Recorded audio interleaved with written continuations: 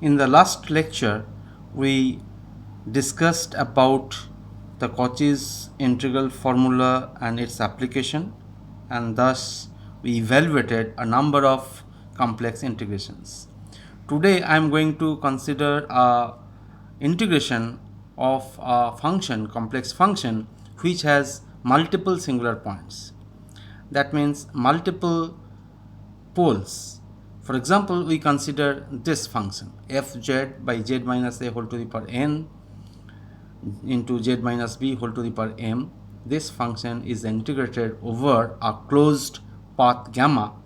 This path is shown in this figure here. Now this gamma encloses both the singular points, that is z equals to a and also z equals to b. And if you look it very carefully, you see that z equals to a, this is a singular point, is a pole of order n, and yet another pole z at z equals to b, and it is of order m.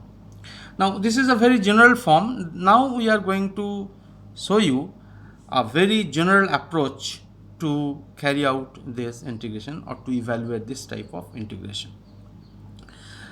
Now let me consider a path which will enclose a region excluding these poles, such that if I integrate over this function along a path which encloses a region excluding these singular points, then in that region this entire function will be well behaving and analytic, and in that case I can make the integration of this over that path equals to 0 according to Cauchy's theorem.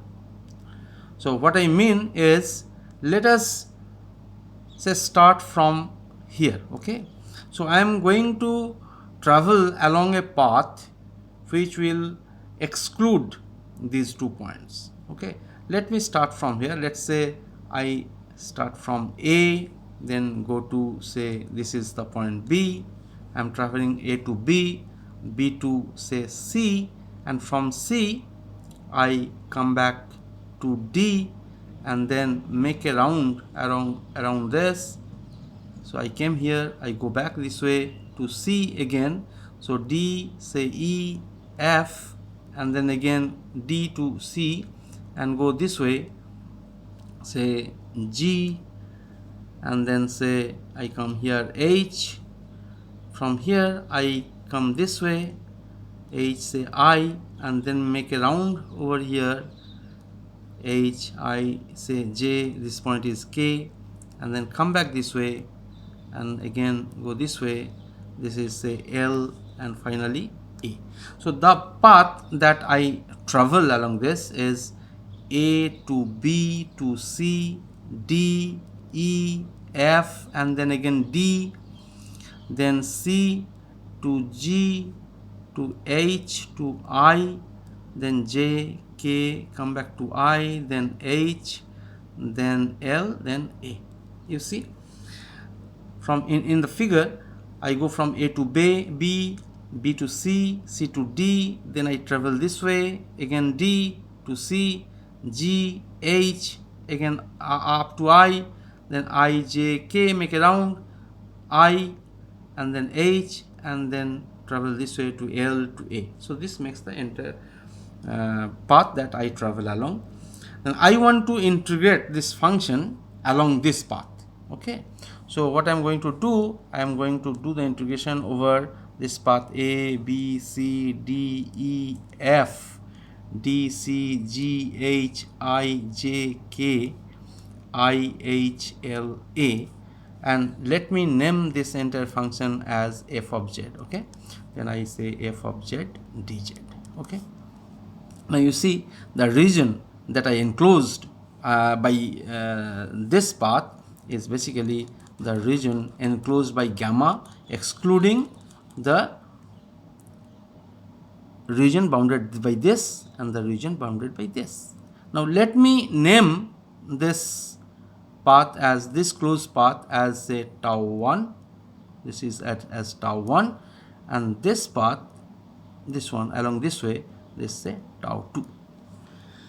Okay, so basically this path encloses the region by gamma, excluding the region enclosed by tau 2 and enclosed by tau 1, and that should be equals to 0 according to Cauchy's theorem, because this region excludes the singular points or the poles. Now I can break this path. I can segment wise I can write this integration as from fz dz from a to b to c plus a to b to c, then plus c to d f of z dz plus c to d, then d e f. Okay, integration d e f up to d f of z dz plus I go back from d to c f of z dz plus c g h along the path c g h f of z dz plus h to I, this point is I, h to I f of z dz plus then I j k again I. Okay, integration I j k I f of z dz plus I to h, integration I to h f of z dz and plus I to h, then h l a f of z dz. That should be equals to 0, right? Then you see that along this path c to d and d to c, there are two integrations, one along c to d, another d to c. It's the same integral, one's from c to d, another from d to c, and therefore they will be opposite to each other and they will cancel each other. Similarly, this integration and this integration over the same path, once you travel from h to I, another from I to h, and therefore they will cancel each other. Now I rearrange these paths, say a b c f of z dz plus c g h, integration c g h f of z dz plus then c g h, then h l a, integration h l a f of z dz plus, now see d e f d. So d e f d, it is moving this way, then I can reverse the direction which is denoted by tau 2, and then I can have a minus sign. I can tag a minus sign here and I can make the integration as tau 2 f of z dz, and similarly I j k I I am traveling this way. I can reverse the direction by tagging a minus sign and name it as tau 1 f of z dz equals to 0. Now if I combine these three, this gives me integration the path gamma f of z dz minus integration over tau 2 say f of z dz minus integration over tau 1, all are closed of course, f of z dz equals to 0, and therefore I can write integration over gamma f of z dz equals to integration over gamma 1 path gamma 1 f of z dz plus integration over gamma 2 f of z dz. Now if I put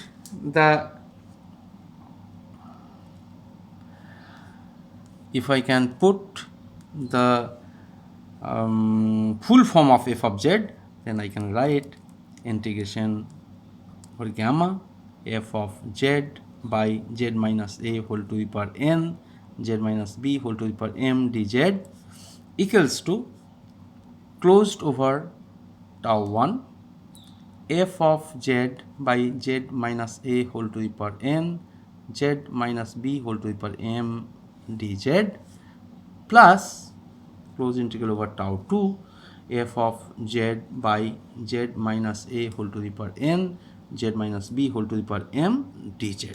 Okay. Now I write it further in a convenient manner.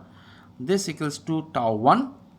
So f1z by z minus a whole to the power n dz plus over tau 2 f2z by z minus b whole to the power m dz, where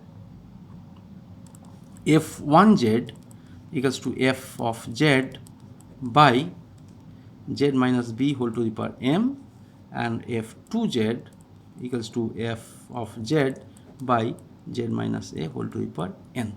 Okay. So basically integration over gamma f of z by z minus a whole to the power n into z minus b whole to the power m dz equals to over tau 1 f1z by z minus a whole to the power n dz plus integration over tau 2 f2z by z minus b whole to the power m dz. Now look, so this integration that can be written as two separate integrations, one over the path tau 1. If you go back to this contour, this is over tau 1, which encloses only the singular point at z equals to a, and another integration is over the path tau 2, where only z equals to b, that singular point is enclosed.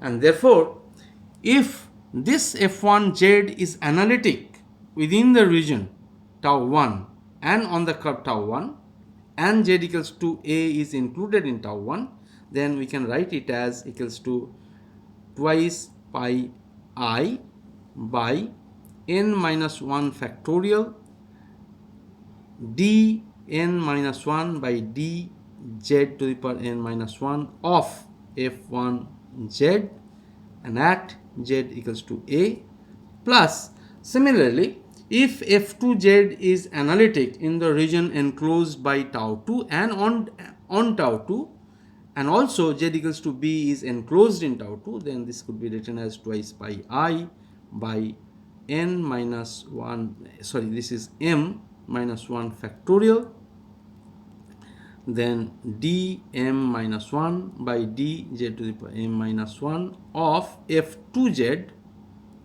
at z equals to b, and this is closer. So basically you see, so this is your final expression for the entire integration of the form of this. Okay. Now in the earlier lecture we have already considered integration of a function which had two singular points. Okay. So and we can verify that whether using this similar kind of formula we can evaluate the earlier integration and see whether results that come out to be same or not. Now we consider the integration. Earlier we did that integration over say c, and that was z square plus 1 by z into twice z plus 1 dz. So this is the integration we did earlier, and this value turned out to be minus I pi by 2. Okay, this we have already done in the third lecture. Now we apply the general form that we have derived just now. So suppose this c is the path z mod equals to 1. Okay, so if you think of this, so this is your c and this radius is 1 and this is the center, and the pole that you have at z equals to 0 you have a pole, and at minus half you have a pole, right? Now you can think of a contour here and another contour you can think of here. So suppose this contour is tau 1 and this contour is tau 2. Okay, then we can write this integration c z square plus 1 by z into twice z plus 1 dz. That could be, because these are the poles of simple poles, order 1 basically, and therefore I can write it as over the contour say tau 1 z square plus 1 by twice z plus 1 by z minus 0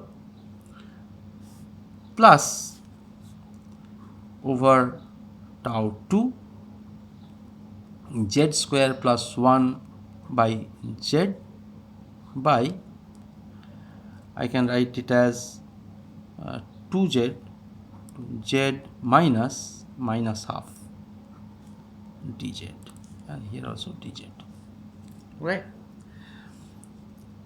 So this is the numerator and this is the numerator here, and therefore we can apply Cauchy's integral formula, and this first one would be twice pi I, then z square plus 1 by twice z plus 1 at z equals to 0 plus twice pi I, and then z square plus 1 by twice z at z equals to minus half.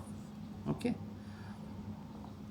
and therefore this equals to twice pi I plus twice pi I, and it would be z square is 1/4, so 1/4 plus 1 by 2 into minus half equals to 2 pi I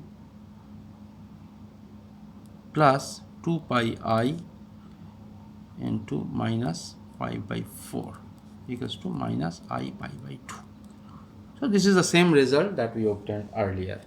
Okay, now you can try. I will give you an exercise. Say you can try this one.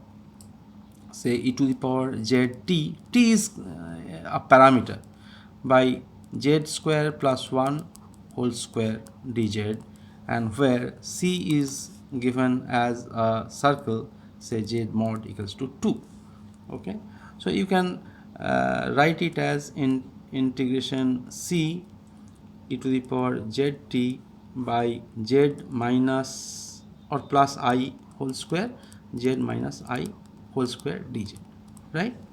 So you see that in this case you have two poles, both of second order. One is z equals to minus I, another is z equals to plus I. Now if you have a circle of radius 2 and center at origin, and certainly you have the poles included, this is minus I and this is plus I included in this curve C, and therefore you can break it into two integrations and again apply Cauchy's integral formula, and you can evaluate by yourself. Okay, so let me stop here and then again I'll come back with other problems in complex variable. Thank you.